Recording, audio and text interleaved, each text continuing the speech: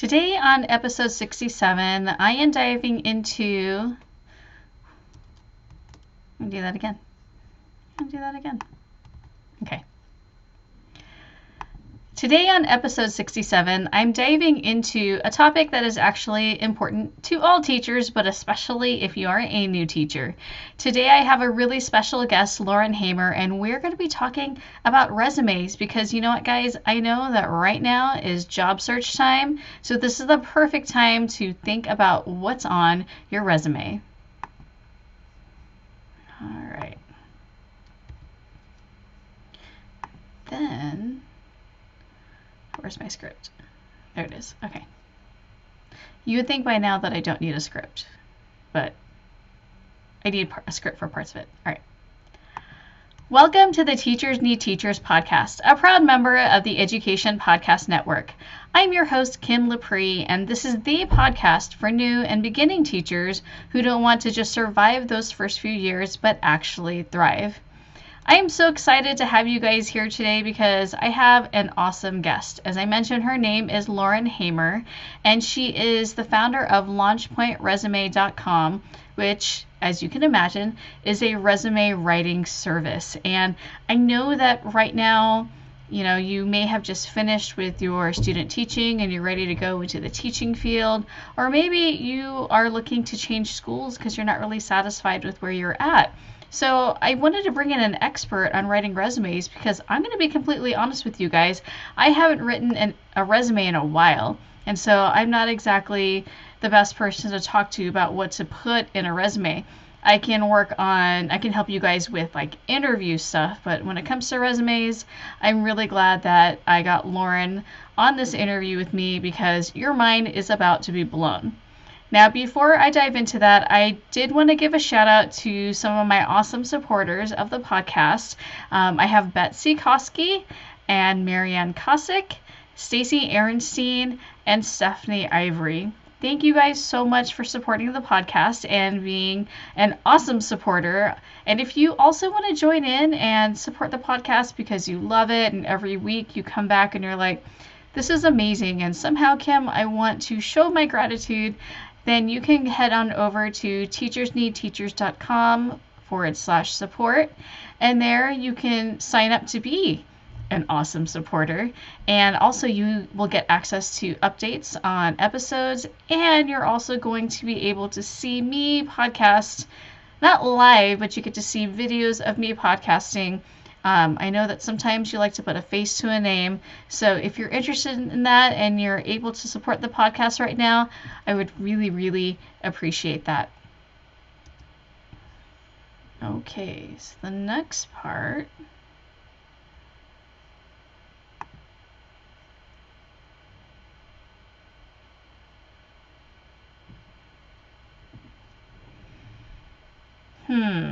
Should I do another intro to the interview, or should I just dive in?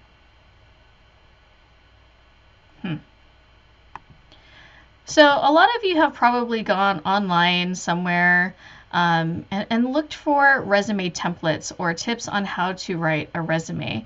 And there's a lot of, good information out there, and I've seen some really pretty templates like on Teachers Pay Teachers or maybe on Etsy. But what if that isn't the best way to write a resume? What if you actually need to do something a little bit simpler? Or what if you're missing something on your resume that's not only going to showcase your strengths, but will also get you to stand out? I mean, if you think about it, when you apply for a job, you don't know how many people are applying. I mentioned before that I have a colleague and he was applying for a job and he discovered that 50 other people were also applying. And so how do we get to the point where we're going to be in the back of the hiring manager's mind, be that the principal or assistant principal, or if they have someone from HR do it? How can we make it so that they just can't seem to forget about us and they just are like, you know what, I have to have them on my site? So my conversation with Lauren, it goes into a deep dive into resume writing. So I highly recommend that you take notes or that you listen to this several times, maybe even bookmark this episode, because when it comes time to writing your resume, you're definitely going to want to listen to this multiple times. You're definitely going to want to listen to this.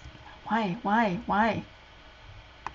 You're definitely going to want to listen to this several times. So here's my conversation with Lauren. Okay. And then, because the interview's already recorded,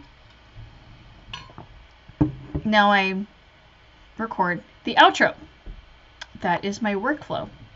So let me get this going. Well, thank you, Lauren, so much for being on the podcast. I really appreciate you taking the time to be here. Yes, thanks so much for having me on. I'm excited. So am I. I'm really excited about this topic. I know it sounds weird, but I think this is something that my listeners are going to, regardless of how long they've been teaching, they're going to get so much out of this. Now, for those of my listeners that don't know you, could you tell us a little bit about what you do?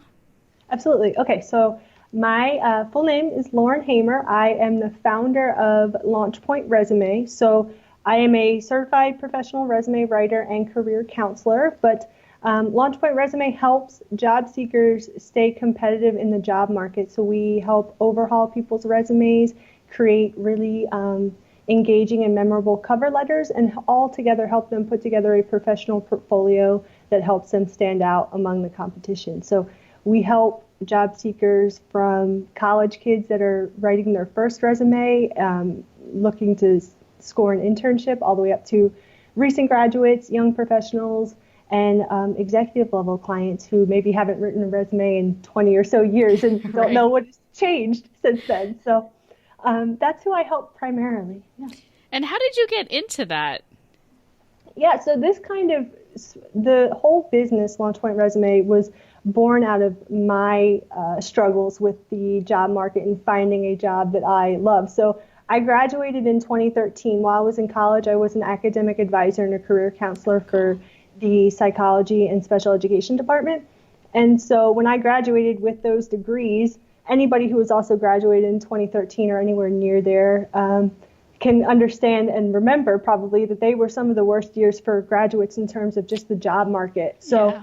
I had a tough time finding full-time work in really any field. It took me about a year to get full-time work. Then I spent 3 years after that just kind of bouncing around from jobs that I wasn't necessarily passionate about. So all of those times I was just submitting job applications to these online portals and getting those either automatic rejection letters, so you know that nobody ever saw what you submitted, or you were doing, I was a victim of the classic ghosting, where they just, would never respond to any of your follow-up emails, or you would just have complete radio silence, which I think was most frustrating. Yeah. So I was helping friends kind of navigate that process too.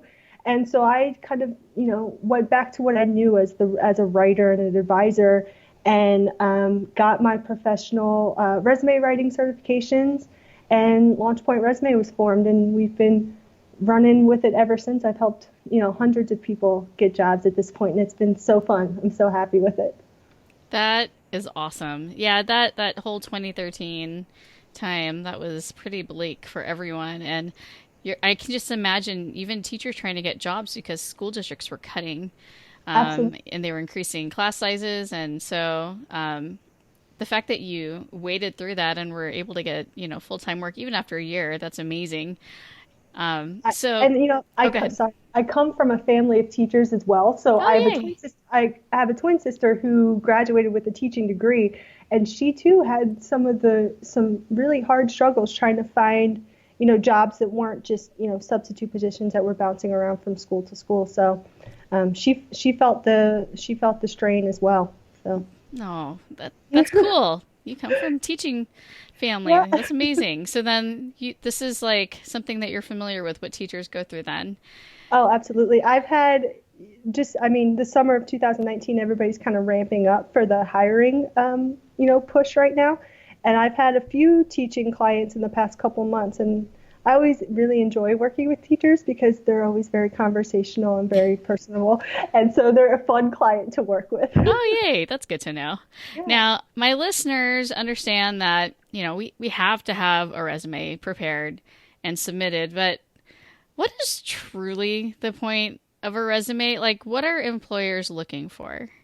Absolutely. So I think that a lot of people tend to, they have a resume and then they put all their eggs in one basket, meaning that, okay, this resume is going to get me the job. When I think that that's incorrect. We kind of have to step back and realize that the real point of a resume is to get you the interview. It's to move you forward one more step into the application process. So you have to understand that then once you get the interview, your resume will help you in the interview to then sell yourself a little bit better. So we have to treat our resume like a highlight reel, kind of like a snapshot of your best accomplishments, your most unique personal attributes. And then remember that employees are looking for resumes that demonstrate that effectively. So if people who are trying to rewrite their resumes can remember that employees are looking at probably about 250 resumes per online application, they have to figure out a way to stand out. So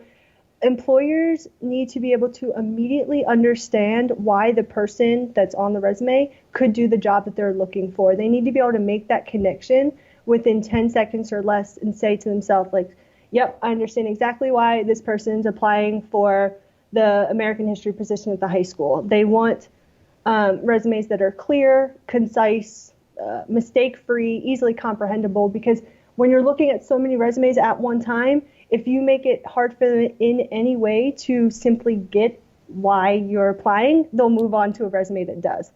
So I think that's how people have to approach that, and I think that's what we'll kind of get into as we move forward. Okay, yeah, I never thought about it that way, that the resume is just getting you the interview. And that's interesting because I've also been on interview panels and I've seen resumes. It's really weird. You really can tell a lot from a resume. So I didn't know that they just look at it for 10 seconds and they move on. So Well, because they just don't have the time. So when yeah, they're scanning through all those documents, they're looking for something that catches their attention. And then if they actually like the resume, they'll kind of go deeper than just the top 1/3 of the resume. So part of the strategy is putting all the good information at the top. So, right. That's good to know. yeah. So then that leads me to my next question. So what are the basics of a resume and what should applicants always include? I think if we're talking about resume basics, it's all just about information. So obviously you want to include the basic information, your name, accurate contact information. You'd be surprised at how many people have inaccurate contact information or emails, which is crazy. I don't, Yikes. that's terrible. It's a bad first impression too. So make sure that your contact information is up to date. Education, obviously, and a snapshot of your work history in terms of the basics. I think that for teachers, that education section, as well as any certifications or licensure that you have, is going to be very important.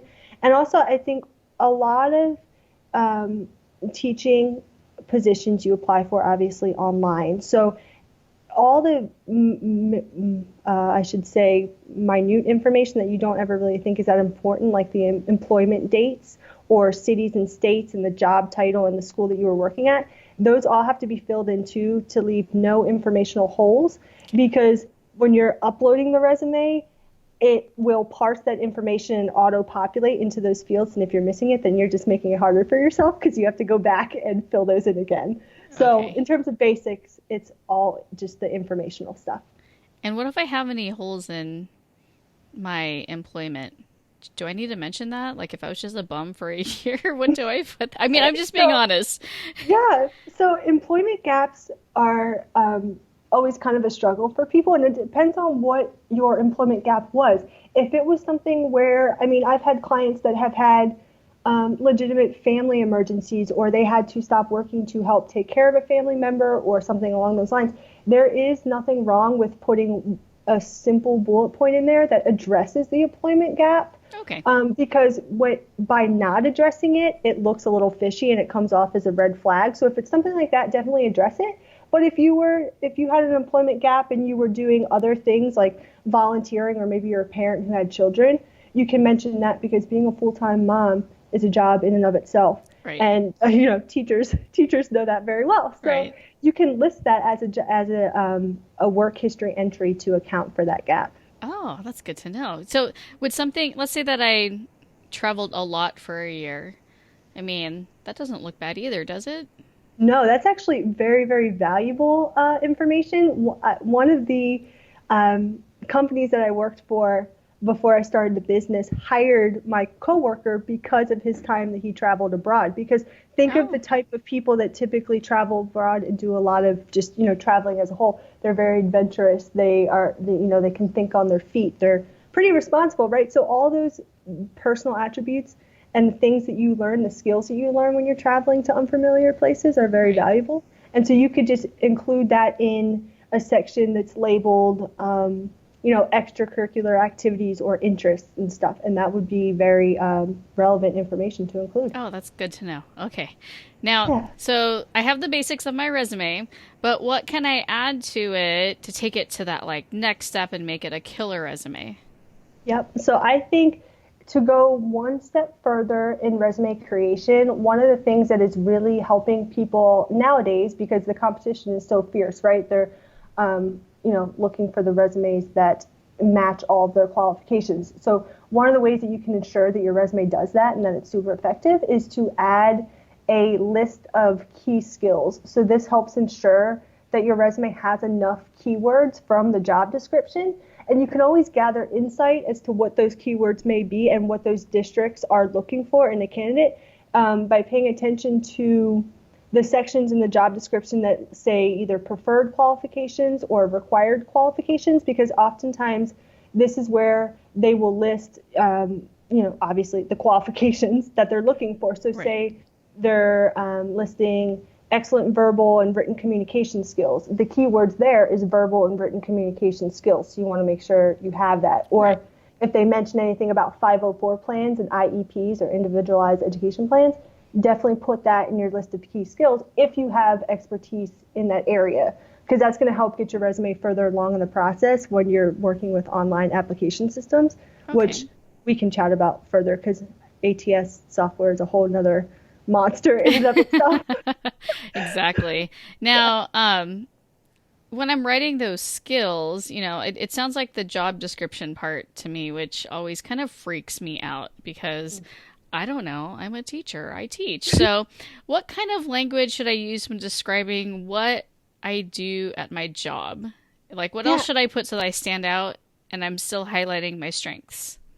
right. Because teaching, there's only a couple ways that you can say that you've created lesson plans or communicated with students and parents and stuff, Right. or maintained a classroom environment that's, disciplined and whatever. There's only a few ways you can say that without sounding repetitive. And plus, that's usually the same across all boards. So you have to think about how you are going above and beyond that and what that actually looks like for you on a daily basis. So one of the things that I've done with a lot of my teaching clients in the past is that we really kind of delve into what their teaching style is and how they would describe that, because not only does this help them in the interview process, because more than likely in some way, shape, or form you're going to be asked a question about your teaching style, so you might as Right. well kind of nail that down now. But then you can figure out a way to implement or integrate that, I should say, into your resume and even your cover letter. So you can figure that out by trying to pinpoint what you do in your role that other teachers may not, or what other parents say that they really like about your classroom. Any type of feedback like that would be really, really valuable. So think about how you relate to your kids, your organization and communication style that may be different from other people's, or how you have differentiated or adapted lesson plans for Oh, various yeah. types of learners. Like all of those examples and feedback that you can provide and receive from professors or even your student-teacher co-op would be super valuable here. I mean, and I can use a client that I had as an example. Okay. She, in our conversations, she just kind of casually, I was getting to know her work history and her background, and she casually mentioned that she was a high school teacher. So she said that her colleagues love to refer to her classroom as happy chaos. And I'm sure that any teacher listening can probably understand exactly what that looks like, Right. because it immediately evoked this image in my head of what that looks like. So, and I thought that was perfect. So things like that can really help take your resume to the next level. So we ended up, I asked you a few questions. We dove a bit deeper into that and implemented that into her resume and cover letter because that helped give the reviewers an idea of how she would conduct her day-to-day responsibilities. And we framed it in a way, of course, that, prioritized engagement and learning and all that good stuff that principals and APs want to read on a resume. So. And when you're listing, let's say that I've taught at 3 different schools, would you front load all the good stuff on the most recent position because they're probably just going to skim the rest? Yeah, I would say exactly. If you've taught, say, 3rd grade at 3 different schools, put most of your detail into that first work history entry because that's so the top 1/3 of your resume is where they're going to spend most of their time looking. But then they're also going to pay attention to your most recent position because they want to make sure that that recent position somehow relates to the position that they're looking for as well. So yes, front loading it would be an excellent strategy. And then I forgot to ask this about the skills section. Should I be customizing it for every single job position? Yeah, I would do that. Now, more than likely, you won't have to do too much customization from job to job, especially if you're targeting the same types of positions. Now, if you're targeting, I don't know, like a high school level position or an elementary level position, those key skills that they list in the job description might be different. Right. So you might want to delete 1 or 2 and add an additional 1 or 2 in there, depending on what that job description says. But there's a fine line there. I wouldn't go too far and list every key skill that's listed in the job description because that's going to come across as a little fishy. They might think, okay, you just keyword stuffed this resume, and now I don't know that it's authentic. But good point. Yeah, but you do want to try to customize if you're noticing that the job descriptions and the requirements for each position are vastly different than what you've been applying for in the past. Okay, good to know. Yeah. In my mind, I was like, oh, I'll just take everything from the job description. But you're right. That could look kind of cheesy too. And it's good though, because the key skills section it's easier for you when you add that as a specific section to just go through and highlight 1 or 2 areas that you would want to customize for your resume. So it makes it easier for you as the job seeker who's applying to multiple positions in one summer to just know that these are the areas that you want to pay attention to customize for each role. And the key skills section is definitely one of them. Okay. Good to know. And, my resume, I'm not going to lie, my resume is very boring looking. It's like back in the day when you would find, a Microsoft Word template for a resume. But now I've seen a lot of different formats. And I've seen some teacher resumes that have some pretty normal fonts. Some are more flowery fonts. Some have this big sidebar with information.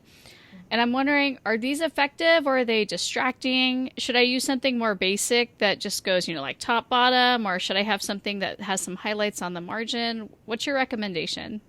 Okay, so there's a lot of things that we can chat about here with format because format and layout is definitely half the battle when you're talking about effective resumes because yes, content is key, but if your format and layout is doing more harm than good in terms of whether it's distracting or whether or not the online application system can even read it and digest it, it really doesn't matter what your resume says because no human reviewer is ever going to actually get to read it. So, and this kind of goes back to this applicant tracking software. So to answer your question, no, I hardly ever recommend formats that have, like you said, information that's in margins or even resumes where I think you're getting at with those 2 columns. So by that I mean, okay, so you have, for example, your contact info, your skills, and maybe like a summary statement on the left side, and then your work history and your education on the right. School districts are now using what's known as the applicant tracking software. So this is the software that will filter and scan resumes for certain info. So it's this whole robot type system. And even though they are more advanced in capability than they were years before, they are still robots. Mm-hmm. So they have a really hard time going from essentially left to right rather than top to bottom to read and digest that information. So when you're putting even just in basic layout, that really will hurt you because when you're submitting the document to that portal, you have a chance of having maybe the software only scan the left side portion of your document. So they're missing everything else and your Oh, no. is automatically like rejected. So that could be, if you are seeing your resume get hit with a lot of those automatic rejection emails, it's an indicator that your resume is not ATS friendly.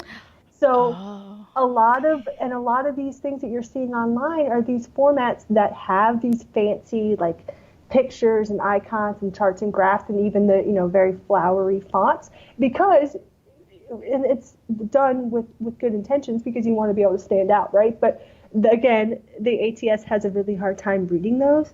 So I always suggest that you kind of steer clear of overly designed documents. So while it is beneficial to have visual interest, you can do that with maybe less traditional fonts. So instead of doing, like you said, the really boring Times New Roman font, go with like Georgia or Veranda, because it is still it's a widely used font, so it will be recognized, but it doesn't look the same as every other font would. And you can also include maybe accent colors, but I wouldn't go much more fancy than that. And so this whole thing actually ended up spurring a whole new division of my company, which because so many people were having the same question. They're like, okay, my resume is so boring, but I've heard all about this ATF stuff, and I need to make sure that it's passing that test, And so I ended up creating these ATS-friendly resume templates that are fully customizable for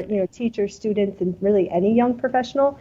And we tested it with ATS software, and they performed really well. So I guess to answer your question, I would stay clear of all the fancy ones. You've got to find that balance between visual interest and readability. And I think if there was one key that your audience should take away from this, it would be this right here, because if it's not even getting through the system, you're really not doing yourself any favors. So I would dial it back on the whole format layout thing. That's good to know, because I know that a lot of times we create a resume that we want to see, to be honest, and a lot of teachers, they like to have like hand lettering and really pretty fonts, and and they like to make their teaching materials really visually appealing, and I think that bleeds into the resume writing, because that's just like who we are. But it sounds like you're not making the resume for you, you're making it first for the computer, and then second for the employer. Yes, you're making it first for the robot and second for the human eyeball. But yeah, you're exactly right. And so if I see the value in demonstrating that you've got that, for lack of a better phrase, artistic ability, because that is sometimes very valuable in the education field. So here's the thing. If you wanted to create one of those fancy resumes because you just can't help yourself, or even if that's a passion, like if Adobe InDesign or that creative cloud software is a skill that you have, create that resume, but then bring that version with you to the interview, because it's always good taste to bring copies of your resume to the interview. And once you know that it's made it through the computer system, you can just hand them this really pretty one and say, hey, here's what else I can do. That's great. Yeah. Or if you wanted to get really strategical in terms of job hunting and stuff, there's been multiple people in my family who have landed teaching jobs by literally walking into the school and handing the principal the resume and saying, I hope to hear from you soon. That would be another really perfect time to hand them a designed resume, because at that point it's very memorable and it's not going through the computer. They already have it in their hand. Right. Good to know. Okay. I'm glad that clears that up. Now, here's the next controversial thing that I see a lot of teachers actually arguing about in different Facebook groups. So they get hung up on resume length. And there's always this debate. Is it 1 page, 2 page, 3 page? So what is the ideal length? And what if I can't fit all of my stuff in that ideal length? Yeah, absolutely. Okay, so I, too, I get debated, or people ask me, I should say, questions on this topic all of the time. And this whole 1-page resume myth is just something I wish that we could debunk forever and just let it go. Because here's the thing. Your resume can and likely should be more than one page, especially if you're somebody with over 7 to 10 years of working experience. Now, that said, college students and recent grads with 1 or 2 years of working experience shouldn't be writing novels either, where they are 2 and 3 pages long. Usually they can get away with a 1 to 1.5 page resume because that's what their work experience is. Okay. But the lesson here, or I guess the takeaway here, is that trying to consolidate all of your accomplishments into one page or even just 2 pages because you think that that is the absolute maximum is so detrimental, and you'll end up selling yourself short. Because what I would end up focusing on instead of length, I should say, is whether or not all of the information that you've listed on the page serves some type of inherent and immediate value to the reader. Okay. So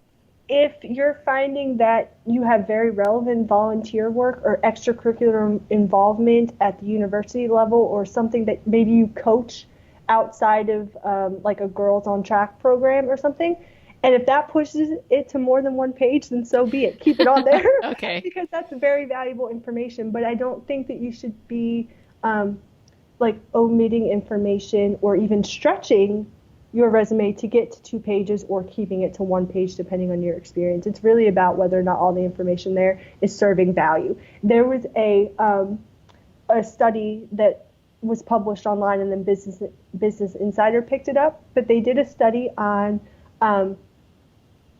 job applications and candidates that they wanted to interview, and found that the majority of candidates that they chose to interview based on their resume had 2-page resumes. So their conclusion was that people preferred the 2-page because when you think about it, they're getting a better snapshot of who they are as a person and what their experience is, and if it's just consolidated to 1 page. And even if you're kind of stuffing it into 1 page, then you lose all this white space and it just looks like this block of text that nobody wants to read. Right.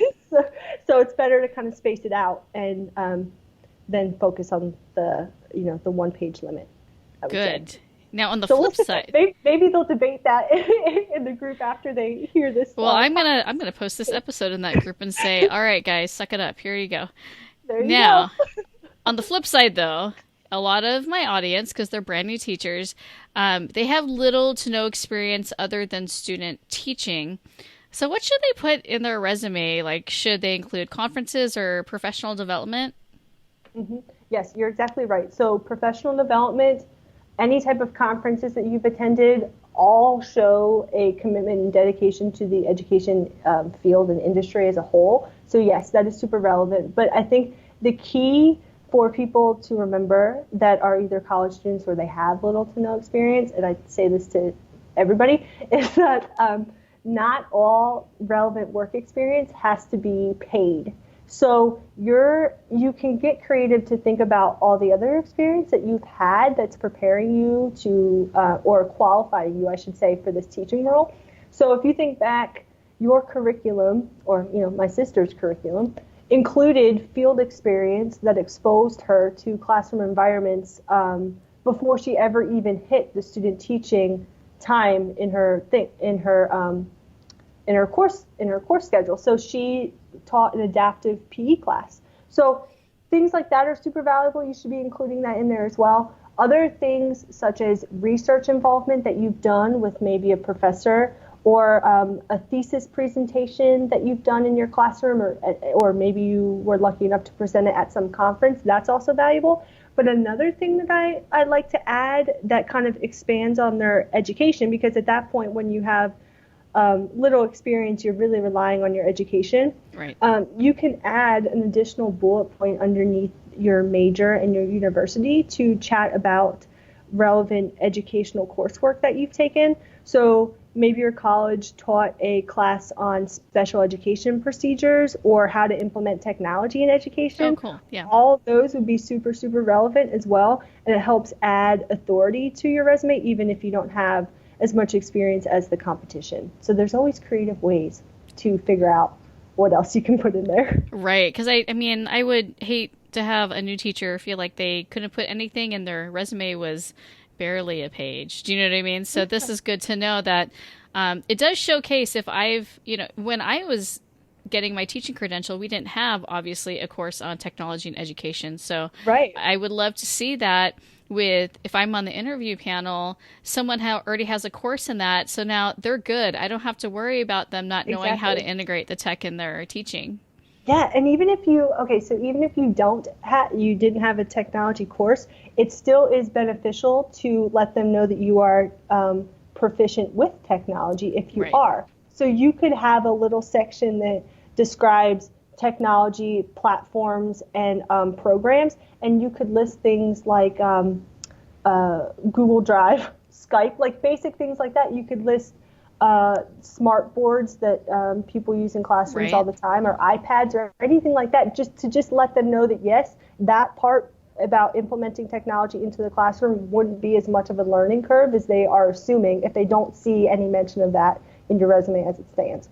So, even things like that would work. Or, like you said in the beginning, any traveling experience abroad. Again, all that kind of stuff is super relevant to any extracurricular stuff outside of your education that at least ties in some type of relation to teaching would be valuable to list as well.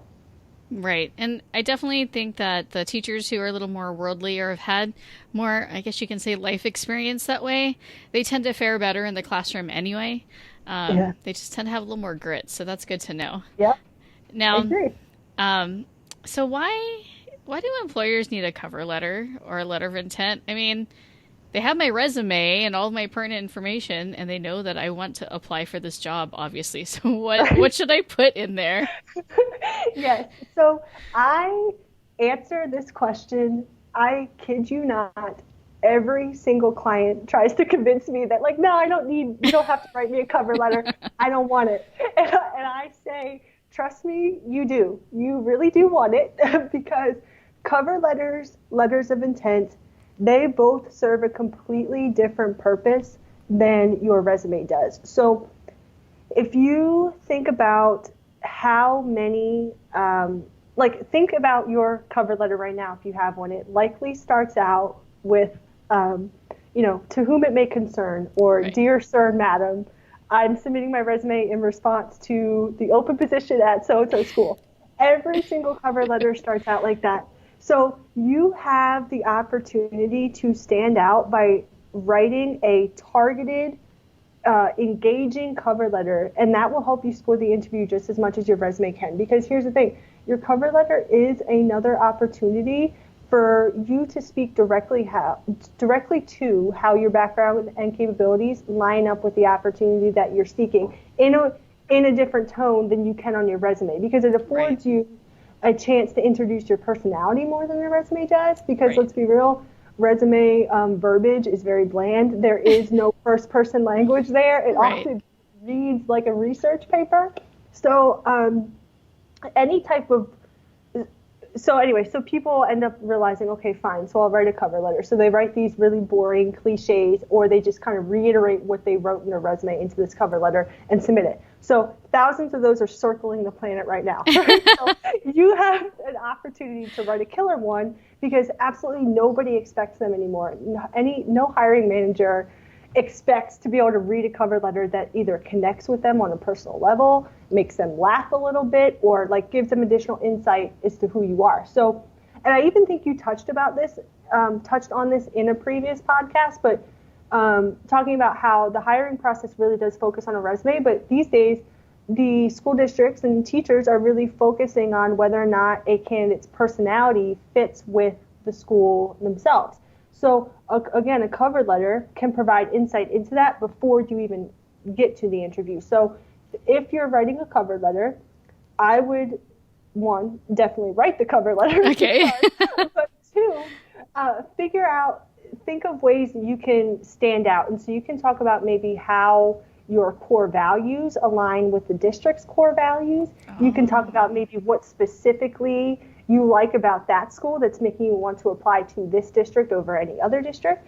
You can even connect with them on a personal level and like recall a time where a student just got it in your classroom and it just reinforced this passion that you have for teaching, or maybe like the time in your life that you realized that you wanted to be a teacher. Like things like that, when your cover letter includes that, that's when it's most effective, and that's how you can really stand out and like, over somebody else who's just going to toss them that to whom it may concern thing. So, Right. yeah, so there's definitely a way to do that effectively. Do I still say to whom it may concern? Oh, no. So that's a really good point. So I would try. So more than likely, the school that is looking for the opening. So go online, Google who the principal is or Google who the AP is, and address it to that person in particular. Because that, again, just shows that added extra step of effort that most people aren't going to do. And so if you can say, dear so-and-so, so-and-so, Right. start it like that. And then, sign your name, obviously. But yes, if you can address it to the person who you are somewhat sure that you might be interviewing with, then that's even better. So then, do the ATS systems, do those usually scan cover letters as well? No, the cover letter does not usually get scanned. So the cover letter will kind of like follow the resume through the application process. Okay. But usually cover letters are like when you get through the employment verifications and all that kind of stuff, right at the end of the application, there will be an opportunity in most cases for you to attach additional files. And usually those are like your personal references, or in this case, your cover letter. Okay. And those are kind of done after the fact. So you don't have to worry about including keywords and everything like that in the same strategy that you would on your resume in your cover letter, because that part actually goes directly to the human reviewer, which is nice. And what if I'm applying to just like a pool, like an eligibility pool? So it's not like a particular position is open yet, but they draw from the pool. Is that when I would put to whom it may concern? Or yeah, I would do that. Or you could be like bold and still address it to the principal, but I would try, or even just say like,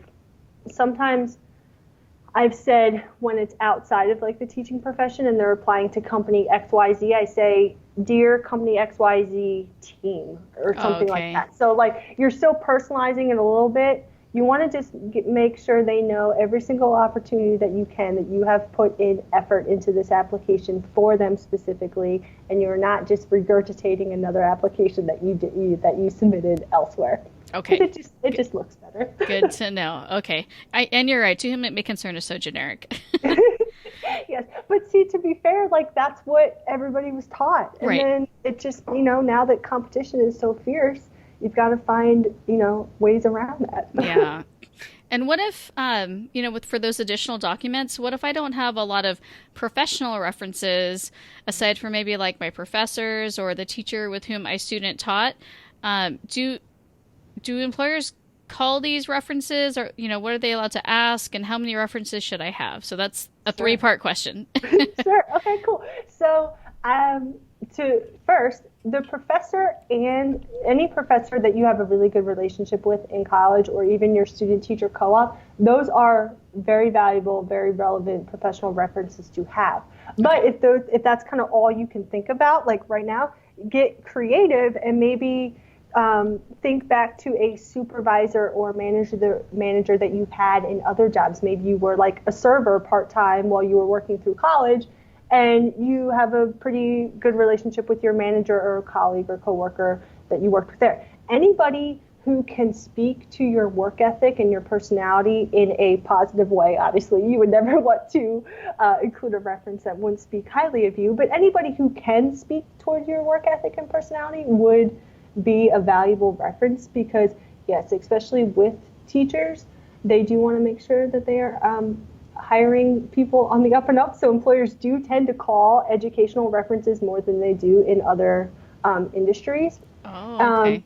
Whether or not they go into a lot of detail is kind of up in the air. That just is kind of depending on how busy they are and things of the like. But usually they will ask how you know them, how the reference knows the candidate, how long they've worked together, and they'll also verify employment to make sure that you're not, like fudging any type of detail. So never fudge any details about that, because it will catch up to you. Right. But, I've had teachers, and also don't lie on your resume too, but professional references definitely don't lie there. But they have sometimes contacted my sister and her husband and my mom and everybody who's teachers, that's either been by phone call, usually it's phone, but sometimes they also do that via email, which can also be a very simple, quick way of just kind of validating employment too. But because they more than likely are going to be calling your references, always make sure you are asking permission from the person that you want to use a reference. Right. Ask permission for them so that they are aware that that's happening. And then also, if you find that you're like moving forward in the job application process, warn them that they should be prepared for somebody to contact them, because there is nothing worse. My sister's a recruiter now. She's no longer a teacher. But here's the thing. If she calls a professional reference and they don't answer right away, she just moves on to the next candidate and sees if they're interested in to see if they're a professional reference. Because everybody's in a time crunch to hire, right? So like if it's really hard to get in touch with your reference, then that is just kind of a roadblock that nobody wants to deal with. So always prepare them that, hey, you may be getting a call from so-and-so school district or something. So answer that unidentified phone number that's calling yourself. Yes, that's a good point, because I don't answer unknown phone numbers. Or just listen to the voicemail and call them right back. Right back, right. Exactly. Oh, wow. So I'm curious, what are some of the common mistakes that applicants make in terms of their whole resume package? And which of these mistakes will definitely doom them or keep them from even getting an interview, aside from formatting and not making it through the system? Yep. Well, yes. So formatting and not making it into the system is like the most common mistake, because that's the massive roadblock. But I would say what immediately turns off hiring managers and recruiters just as a whole are typos. I mean, honestly, you would think that it's just an easy thing, and you're like, oh, I don't have any typos in my resume. You do, because nearly every resume that I overhaul has come to me with errors. And it's because I think that they're not giving their resume to an additional pair of eyes who can look at it objectively and just kind of make sure it's all well and good. Because if you submit a resume with typos, it just it paints the picture that you're lazy and you don't have an attention to detail, which is not a good quality for any type of teacher that you want to hire. So typos is the thing. I would say the other common mistake is more along the lines of just how people are approaching their resume package and just the job search as a whole. And it's this, especially with younger job seekers, it's this innate tendency to want to be humble. They are too afraid to list out all of their accomplishments and all their successes that they've had because they don't want to sound or come across as too overconfident. So they'll kind of play it off like, oh yeah, I was class president, or I started so and so club at the university, but I don't think that that's relevant, so I'm just going to leave it off. But in reality, that is all very relevant. So a lot of what we try to do in our one-on-one consultations at LaunchPoint is I'm just asking all of the questions, and sometimes they find it a lot easier to talk to somebody, a third person outside party, to really kind of narrow down what's most relevant to them. But I would definitely say, if you are not going to be willing to promote yourself, then who will? And at what time, and when is there a better time than when you are in the job market looking for a better job than to want to promote yourself? So never be afraid to actually go for it and talk about what you've done, because more than likely you've done more than you think you have. And that's usually the best part about working with people, because they realize that they think they don't have any experience and they totally do. And it's so valuable and so much fun to kind of pull that out of everybody. That's awesome. Okay, so just to reiterate those points, you have typos. Yes. And then you have the humble brag, or just brag. Yes, that's a good way to put it. Just brag. You don't even have to you can be modestly humble about it, but definitely brag, because this is the time to do so. Because your competition is bragging. There is somebody else who is not afraid to brag. So you got to make sure that you are able to brag too. But yes, typos and bragging. Okay. And then after the interview, should I send a thank you letter or email? And then do I send it to each person on the interview panel or just the principal? And then another three-parter here. What should I say? Okay. Yes. So always send a follow-up. This one of the first articles I ever wrote for other publications was for this career site, The Muse, and this is what they asked me to write about, was the importance of follow-up emails. Because yes, following up is just a total sign of respect and professionalism. But these days, I would do it via email. If you do it via actual snail mail, it'll be a while. So just send it via email. To answer your second question, I would send it, at least your first follow-up email, within hours of your interviews, or at least that same day. Okay. And I would send that thank you email to the entire interview panel, including the principal. However, after the initial follow-up email, I would remove the panel. And if you want to follow up with the principal, maybe a few weeks later, to just say, hey, just checking in. Have you made a hiring decision yet? I'm still very interested in the position, blah, blah, blah. At that point, the second follow-up, I would remove the panel and just follow up with the principal, because there is no need to unnecessarily clog everybody's inboxes with these follow-up emails. But in terms of what you want to say, you do obviously want to thank them for their time. But I would then go one step further and personalize it by trying to recall something that was mentioned in the interview, such as maybe a specific initiative that they said that they wanted your help on, or something that they were lacking in their classroom right now that they feel like you could help them with. You could also even stay out of the kind of professional realm and mention a just common interest that you share and maybe discussed when you were kind of breaking the ice in the beginning, where they ask you so what are you doing for the summer? And they say, I'm going to Denver, Colorado, and gonna go, whitewater rafting or something. You could say thank you, and P.S. enjoy your vacation to Colorado. It's just beautiful.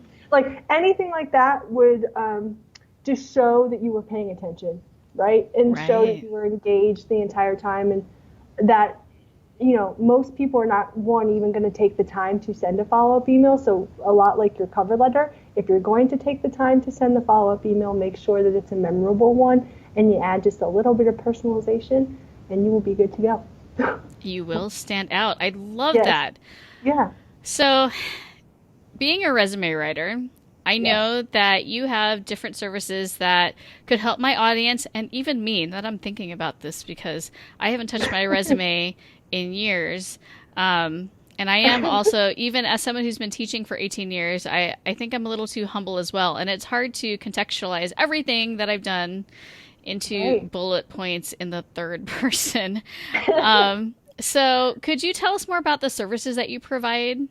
Absolutely. So we have kind of two buckets at LaunchPoint Resume. So I would say my most popular service, because it's just the most involved, is the one-on-one services that I offer. So this is where I am working one-on-one with the client or the job seeker, in a sense, to rewrite their resume, create a cover letter, and basically just create a whole entire professional portfolio that helps them stand out. We really dive deep into their past work history, their accomplishments, and what they feel like they bring to the table value-wise, but we also kind of discuss what their career goals are now and in the future, because the more that I know about that, the better I can tailor their resume for them. So those one-on-one services where I, as a professional resume writer, am writing the resume for them with their input and their cover letter is one of my most popular services. But I would say in the second bucket, I have a few digital products that are very, very popular with the younger demographic, because people our age kind of really just like to have that little nudge, and then they feel like they can do it themselves, right? So I created, right at the end of last year, a digital product that's called the Weeknight Resume Builder, and it is exactly like it sounds, a DIY resume builder that is aimed at people who want to write a resume from scratch, or even update their clunker that they're working with now. They want to be able to update that in a few hours after work. So it essentially gives them, in this little ebook fashion, all of the tools that I use with my consultation clients. Gives them resume examples, it gives them resume templates, that they can use that will work well in ATS software, and they can go through and work on it step by step, have both the builder and their own resume up side by side in their browser, and just update it in one weekend. So that's one of the services. And then the whole, like I mentioned before, we put resume templates out on Etsy as well, and they're just super popular because sometimes people feel like their content is great and they just want to make sure that it looks a little better. And so at that point, they just download the Etsy template and put their resume into this template, and they're good to go. And I've gotten some really good feedback on that, and that's only been within the last couple months where I've realized that that is something that would really help people, and it has. So yes, so one-on-one services and digital products, that's really how we help job seekers stay competitive. Now, can I kind of do an a la carte here where I get a digital service or the digital ebook, the weeknight resume builder, and then I try to DIY, but then I'm like, I just want to make sure it's going to be okay. Could I do that as separate, or is that an official one-on-one service package? No, you can do that separately because sometimes people, like you said, you're right, they just want an extra set of eyes, and so we just kind of have this like strategy session, essentially is what I call it. So we can either, whether they want to get on the phone or we can do like a virtual video chat, we can kind of run through it, and I can just kind of look at it with my professional resume eyes, quote unquote, and make sure that it's, performing to the best of its ability. But yeah, that's definitely an a la carte option that they can add. Awesome. Yeah. Oh my goodness, Lauren. So much awesome stuff today. So much value for new teachers coming in the field. You do so much obviously for everyone with their resume, but you have no idea what kind of impact this is going to have on future teachers and on kids in their classroom. So I really appreciate you taking the time to do this. Yes, it's been so fun. I'm so nerdy about resumes that I could talk about it for hours. So this has been really fun, and your questions are so thorough. So I very much appreciate it. It's been awesome. Now, I know that my audience, they're going to want to get a hold of you. So where can they hook up with you online? Yeah, so you can find everything that we were talking about in service-wise on my website, which is launchpointresume.com. LaunchPoint Resume is also on Facebook. You can just search LaunchPoint Resume, and then on Etsy as well. Okay. But if you want to get in contact with me in particular, you can chat and say hey with me on Twitter, because I'm always responding to people who are messaging me, because sometimes I write articles for other publications, and they'll ask me additional questions about the article, and we can chat there as well. But if you do follow me on Twitter, just fair warning, in addition to the career advice, you'll see a lot of tweets about Big Brother, because that's my favorite show in the summer.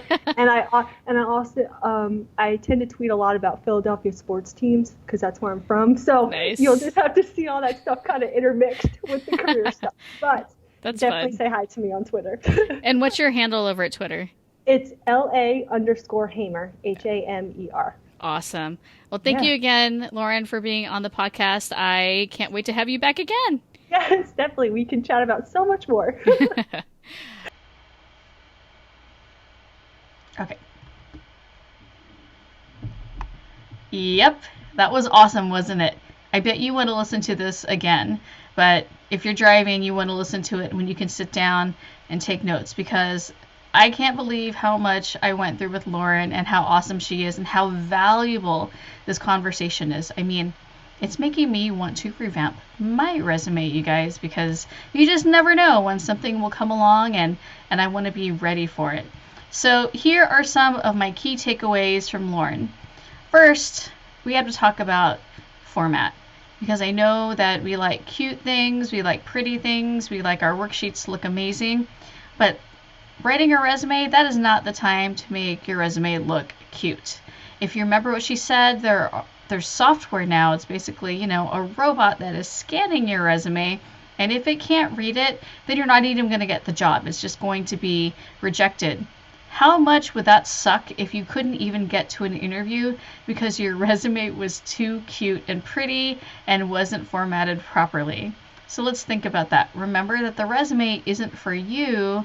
It's for potential employers. Oh, no, actually.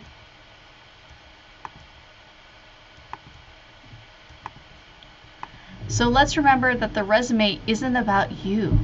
It's first about the robot that's going to be reading the resume, and second, the human who gets it after that. So I like Lauren's suggestion that if you get to the interview process, bring a copy of your pretty resume so that they can look at it then. So if you are really hung up on it and you're like, I don't like this ugly plain resume, you kind of have to get over it just for the application submission process, and then you can go ahead and make one that's really pretty. Let's see.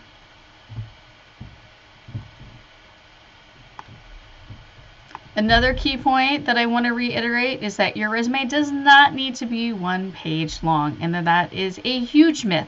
I mean, think about it. Why would you want to keep out information that is important about you? Your future administrator wants to know all the good stuff about you so they can make the most educated decision. So they want to know everything that you've done, everything that you've accomplished, even classes that you've taken that are pertinent to the job. So don't leave that stuff out. So don't worry about, resume length and trying to cram it in there and making your font like 13 or 11 points so that it's like way too tiny. Worry about making sure that the content is relevant and really showcases your strengths. That's how you stand out, and that's how you're going to get the interview. Let's see.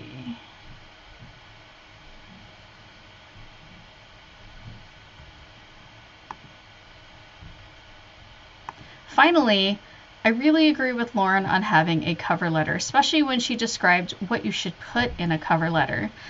And, your resume is pretty dry.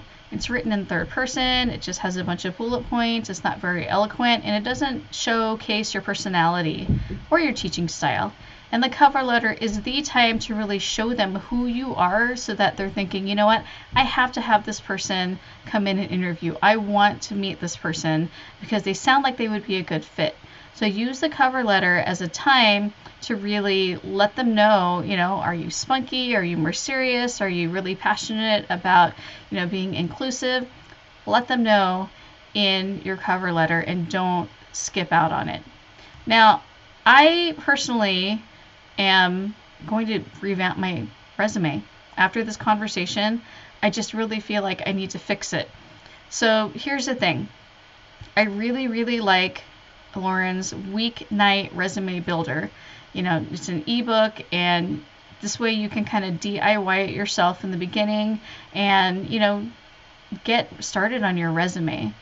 You can still take everything from this conversation that I had with Lauren to help you, but the ebook that she wrote is a lot more detailed. I had a chance to take a look at it, and it's very much step by step, and it doesn't take a long time. But the value of getting this ebook is that you'll know exactly what to put and where. So if you're like, I still don't really know what to put in the skills section or what it should look like or where it goes, that's what this ebook is for. So you can head on over. I don't even have the link. Where is this? Where is this? You guys, I'm sorry.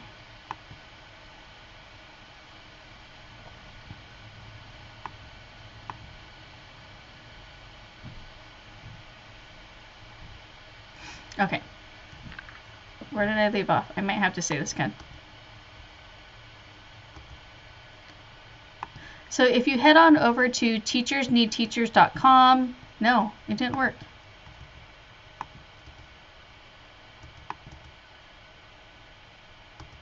Okay. So if you head on over to teachersneedteachers.com/resume, that's going to send you directly to go ahead and get her. Why? That's going to take you directly to the weeknight resume builder so that you can purchase it there. Also, if you remember, she mentioned that she has some templates, some resume templates like in Etsy that are made so that they're scannable in that ATS system. Now, if you're someone who maybe has been, why did this stop? Why did it stop? I don't like that.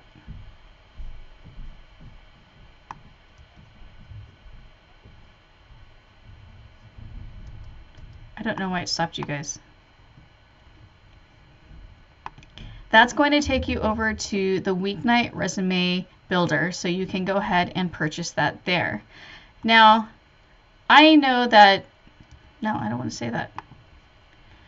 She also mentioned that she has resume templates over on Etsy, and these can also be used so that your resume is scannable with that ATS system, which is really, really important. Remember, if your resume can't even be scanned by the system, it's not going to move on to the next process. You won't even get an interview. So, if you want to DIY it both with the book and with the templates, you can head on over to teachersneedteachers.com/resume.